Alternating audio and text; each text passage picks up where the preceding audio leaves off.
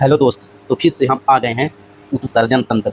जो हमारे शरीर की जो सिस्टम है उसमें पाचन के बाद जो है जो शरीर में कुछ व्यर्थ मटेरियल जो अंदर बन जाता है तो उसको शरीर से बाहर निकालने के लिए उत्सर्जन तंत्र जो है जिम्मेदार होता है। उत्सर्जन तंत्र यानी जो जो अंग उत्सर्जन करने में काम आते हैं उन्हें हम उन सभी अंगों को मिलाकर क्या बोलते हैं, उत्सर्जन अंग। तो एकदम ऐसे पढ़ेंगे हम लोग कि पूरा थ्योरी ऐसे पढ़ेंगे कि बस थ्योरी से क्वेश्चन सारे क्लियर हो जाएंगे, कहीं भटकना नहीं पड़ेगा भाई। एक बार ध्यान से समझ लेना। देखो, कोई चीज़ को रटने से ज़्यादा समझने की कोशिश करना भाई। इससे क्या होगा कि आपको इतनी अच्छी चीज़ क्लियर हो जाएगी कि आप जब ऑब्जेक्टिव क्वेश्चन करोगे तो आपको दिक्कत नहीं होगी। आपको ना भी याद होगा ना तो धीरे धीरे समझ के आप क्वेश्चन को जो है ऑप्शन को क्लियर कर लोगे और सही कर लोगे। तो पहले कोशिश करना कि हम कुछ समझने की कोशिश करें, ठीक। तो देखो भाई, उत्सर्जन तंत्र, उत्सर्जन किसका होगा? देखो क्या होता है, कार्बोहाइड्रेट। कार्बोहाइड्रेट कार्बन, हाइड्रोजन और ऑक्सीजन से मिलकर बना है। वसा भी किससे बना है? कार्बन, हाइड्रोजन, ऑक्सीजन से। इसमें क्या है, एक कार्बोहाइड्रेट का 1-2-1 के अनुपात में होता है कार्बन, हाइड्रोजन और ऑक्सीजन। लेकिन वसा में कोई अनुपात नहीं होता, किसी भी अनुपात में मिले होते हैं।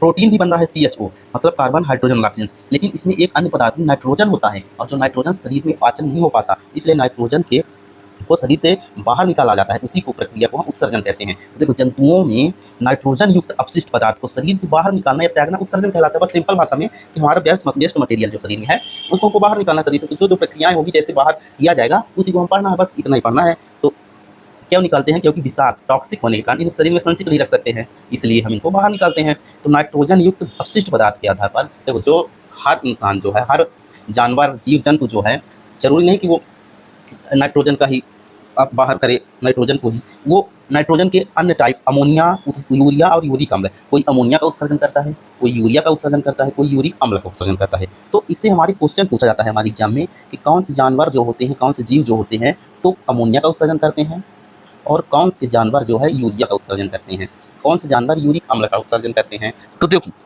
जो जो अमोनिया का उत्सर्जन करते हैं उनको अमोनिया के रूप में अमोनिया का शरीर से बाहर निकलते हैं तो वो क्या होते हैं, अमीनोटेलिक कहते हैं उनको। और जो यूरिया का उत्सर्जन करते हैं उनको यूरियोटेलिक बोल देते हैं, और जो यूरिक अम्ल का उत्सर्जन करते हैं उनको यूरिकोटेलिक बोलते हैं। अब हमको ये ध्यान में रखना है कि कौन कुछ एग्जाम्पल याद रखना है। जैसे मछलियाँ जो होती हैं, जो अस्थिल मछलियाँ होती हैं, वो अमोनिया का उत्सर्जन करती हैं। क्यों? क्योंकि ये अमोनिया जो होता है बहुत सबसे अधिक विषाक्त होता है। देखो, सबसे अधिक विषाक्त होने के कारण इसको पानी की ज़्यादा आवश्यकता होती है अमोनिया को, और पानी की आवश्यकता ज़्यादा होती है तो इससे ध्यान रहेगा जो जीव ज़्यादा पानी में रहते हैं वही अमोनिया का उत्सर्जन करेंगे। अब हमें ध्यान रहेगा। तो मछलियाँ अस्थिल, अमीबा, एस्केरिस, केचुआ, मगरमच्छ, ये देखो पानी वाले ही ज़्यादातर जीव हैं, और पूंछ वाले उभयचर, ये सब क्या होते हैं, अमीनोटेलिक होते हैं, अमोनिया का उत्सर्जन करते हैं। तो देखो, एस्केरिस और केचुआ ऐसे हैं, इनमें अंडरलाइन किया है कि ये तो ऐसे हैं कि ये अमीनोटेलिक होते हैं, आवश्यकता पड़ने पर यूरिया का भी उत्सर्जन करते हैं तो यूरियोटेलिक हो जाते हैं। देखो, केचुआ दोनों जगह लिखे ना।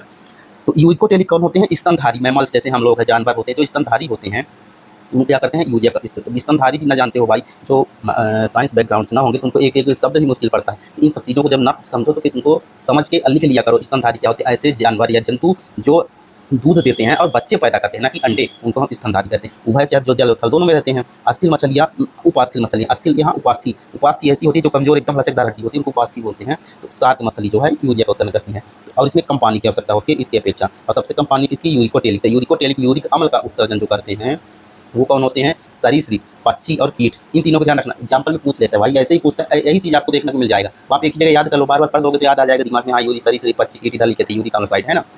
तो ये चीज़ें हमको आ गई ना, बस इसमें इतना चीज़ ध्यान रखिए। जितना हम कलर कर देते हैं भाई, ये समझ लो कि ये एग्जाम ऑब्जेक्टिव से ही उठा के हम लेके आए हैं। क्योंकि ये सबसे अधिक विषाक्त कौन होता है? तो अमोनिया होता है। अमोनिया सबसे अधिक विषाक्त जानवर अमीनोटेलिक कहलाते हैं। मतलब ये सारे क्वेश्चन ही बने होते हैं, और हम क्वेश्चन को एक जगह व्यवस्थित कर लेते हैं ताकि हमको याद करने में आसानी हो।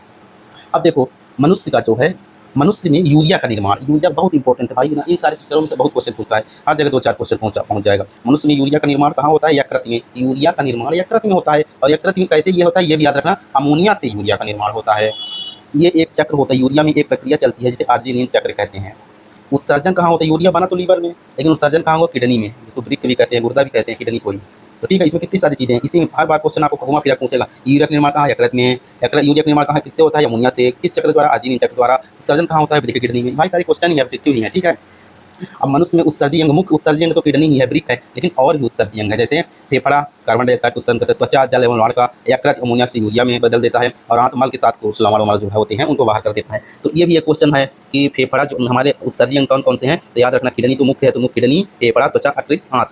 किडनी को हटाओ तो 4 और एक्स्ट्रा है, उनको भी ध्यान रखना। पूछ लेता है 3 ऑप्शन देकर, क्योंकि इनको 4 3 इनको देकर एक कोई और देगा, पूछे कौन उत्सर्जी अंग नहीं है, तो ध्यान रखना ये आंत जो है छोटी आंत है, ये भी ध्यान रखना, बड़ी आंत नहीं है, ये छोटी आंत है। बड़ी आंत जो है उत्सर्जन नहीं करती, ध्यान रखना। ये भी ऑप्शन में एक जगह पूछा था कि छोटी आंत दिया था ऑप्शन में, बड़ी आंत, तो बड़ी आंत उत्सर्जन नहीं है, वो भी ऑप्शन में दिया था। ठीक भाई, नेक्स्ट। अब देखो उधर भी रटने वाली चीज़ें थी, ज़्यादा याद करने वाली चीज़, इसे इधर भी याद करने के लिए कुछ चीज़ें दी गई हैं कि प्रमुख जीवों के उत्सर्जी अंग क्या हैं। जैसे हम लोगों का उत्सर्जी अंग क्या है, वृक्क किडनी है, वैसे ही अन्य जीवों का भी पूछ लेता है। जैसे मनुष्य का क्या है, किडनी। सप्टे क्रीम जो होते हैं ज्वाला कोशिकाएं, उनको ध्यान रखना कि ज्वाला कोशिकाएं होती है। एस्केरिस ये जीव होते हैं, तो इनका क्या होता है, तो एच इनके स्पेशल इनके लिए अलग से बना होता है उत्सर्जन के लिए अंग। तो इन इस स्केरिस का जो अंग होता है एच आकार के रेनेट कोशिकाएं, याद रखना। कॉकरोच मल्पीगियन नलिका, मोलस्का केबर के अंग, आर्थ्रोपोडा एंटीनरी ग्रंथियां या ग्रीन ग्रंथियां, केचुआ क्लोर गोगेन कोशिका। ये भाई एकदम इंपॉर्टेंट है, कहीं भी जाकर कहीं भी पूछ ले, कोई भी एक पूछ लेगा तो भाई एकदम अच्छे से पढ़ लेना भाई, बता रहे भाई, ऐसे नहीं एग्जाम निकलता भाई, एक चीज़ मेहनत तो करनी पड़ेगी भाई। अगर सोचो कि ये सब याद ना करना पड़े तो ऐसा कोई शॉर्टकट नहीं होता भाई, पढ़ना तो पड़ता है। बस हम इतना कोशिश किए थे कि हम हर जगह कई जगह चीज़ें पढ़ करके एक जगह एकत्रित कर लिए थे, उसके बाद रिवीजन करते गए, बस ऐसे निकलता है पेपर भाई। अब देखो मुख्य चीज़ें पढ़ो। मानव उत्सर्जन, मानव के अंग जो उत्सर्जी अंग में भाग लेते हैं, मतलब उत्सर्जन में भाग लेते हैं कौन कौन अंग होते हैं मानव के, उत्सर्जन में भाग लेते हैं, मतलब जैसे किडनी के और कौन भाग होते हैं साथ में भाग ले लें। तो देखो मूत्र वाहिनियां, मूत्राशय, मूत्र मार्ग, तीन चीज़ें। देखो ये जो किडनी होती है इसको समझ लेना भाई, इससे क्वेश्चन अच्छा पूछते हैं और इसको एक बार अच्छे समझ लो कि भाई तो मज़ा आ जाएगा और कॉन्सेप्ट भी क्लियर हो जाएगा, है ना। तो ये जो हमारी किडनी है, देखो एक किडनी इधर है, एक किडनी इधर है, दाएं और बाएं तरफ दो किडनी हमारे शरीर में होती हैं। तो ये तो किडनी है, यही किडनी जो होती है हमारे रुधिर को, जो है रुधिर इन्हीं किडनियों के अंदर आता है, तो इन्हीं रुधिर यहीं से जो है रुधिर से अपशिष्ट वेस्ट अमोनिया यूरिया जो होता है बाहर निकल जाता है और शुद्ध होकर के रिटर्न हो जाती है। ये देखो सीरा होती है, एक सीरा आती है तो किडनी में आती है और किडनी से चली जाती है, तो जो गंदा मतलब शुद्ध गंदा खून आएगा यहाँ से आएगा और शुद्ध होकर के धमनी से फिर शरीर में चला जाएगा। तो इसके अंदर जो है इस वृक्क के अंदर बहुत सारी प्रक्रिया होती है, तब जाके खून साफ होता है। तो सबसे पहले हमको क्या ध्यान रखना, मोटा मोटा भाई, ग्रुप डी सब चीज़ का मोटा मोटा ध्यान रखना भाई कि किडनी कितनी होती है, एक जोड़ी किडनी। ये भी क्वेश्चन है, कितनी जोड़ी किडनी बनती है, एक जोड़ी। देखो दो लिख दिया हमने ना, एक जोड़ी में होती है किडनी। और एक जोड़ी में क्या होता है, किडनी से जो है ऐसे ये नलिकाओं से जो होता है आता है ब्लड, ऐसे नलिकाओं से जो है यहाँ छन करके यहाँ पे मूत्र आता है। तो ये मूत्रवाहिनियाँ हैं, मूत्रवाहिनी एक जोड़ी, एक ये देखो दोनों किडनी से एक एक मूत्रवाहिनी निकली है। तो ये भी कितनी है, एक जोड़ी है मूत्रवाहिनी, यानी यूरिनरी ब्लडर है ना, ब्लैडर। फिर ये जब मूत्रवाहिनी से मिलकर फिर कहाँ आती है, ये देखो यहाँ मूत्राशय, यूरिथ्रा बोलते हैं भाई। तो ये एक मूत्राशय पाया जाता है, एक है ना लिखे हैं। ये भी एक क्वेश्चन पूछा गया था, कितनी कैसे जो है मूत्र का निर्माण होकर कैसे बाहर निकलता है। तो पहले किडनी दिया था, एक जोड़ी किडनी, फिर एक जोड़ी मूत्रवाहिनी, फिर एक जोड़ी में एक मूत्राशय। ध्यान रखना कि एक जोड़ी लिख देगा, एक मूत्राशय। देखो ये एक ही है ना, ये मूत्राशय जब मूत्र करने से पहले हमारे यहाँ जो स्टोर रहता है तो वो उसको क्या कहते हैं, मूत्राशय। मूत्र मार्ग जो होता है उससे हमारा मूत्र हम लोग निकाल देते हैं, पेशाब कर देते हैं। तो एक मूत्र मार्ग होता है और एक मूत्राशय होता है और एक जोड़ी मूत्रवाहिनी। चित्र से अगर कॉन्सेप्ट क्लियर होगा तो भाई कभी बोलेगा भी नहीं। और जो है जो हमारा वृक्क है, तो देखो किडनी क्या होती है, सेम के बीज के आकार की होती है, गहरे भूरे रंग की। याद रखना वजन पूछता है, ये सब क्वेश्चन पूछे हैं इसलिए हमने कलेक्ट किया भाई। 150 ग्राम वजन है, ठीक है। और किडनी एक पेयर में होती है जिसकी संरचनात्मक एवं कार्यात्मक इकाई नेफ्रॉन है। नेफ्रॉन उत्सर्जन तंत्र भाई, नेफ्रॉन शब्द बहुत याद रखना। किडनी का समझ लो कि एकदम वो ऐसी चीज़ है कि किडनी के सबसे ज़्यादा मतलब किडनी का शुद्धि कहाँ होता है, किडनी के अंदर नेफ्रॉन में होता है। तो नेफ्रॉन आपको बहुत, नेफ्रॉन के बारे में अलग से एक विस्तार पढ़ना पड़ेगा हमको, है ना। तो ये जान लेना कि किडनी की कार्यात्मक है, किससे किडनी किससे बनी होती है, छोटी छोटी किडनी की सबसे छोटी इकाई क्या होती है, नेफ्रॉन होती है ना।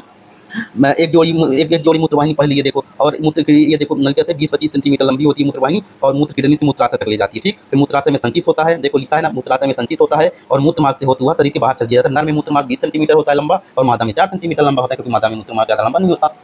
अभी इसमें हमको और एक चीज़ ध्यान देखना है, जो ये किडनी है भाई, ये किडनी दो चीज़ों से मिलकर बनी है। जो बाहरी भाग होता है उसको कार्टेक्स बोलते हैं और जो अंदर का भाग, ये देखो ये भाग होता है, ये रेड कलर से बना है, वो मेडुला होता है। तो ये भी पूछता है किडनी के कितने भाग होते हैं, दो भाग, बाहर वाला भाग कार्टेक्स, तो बाहर भाग कार्टेक्स सी पहले आता है, तो पहले बाहर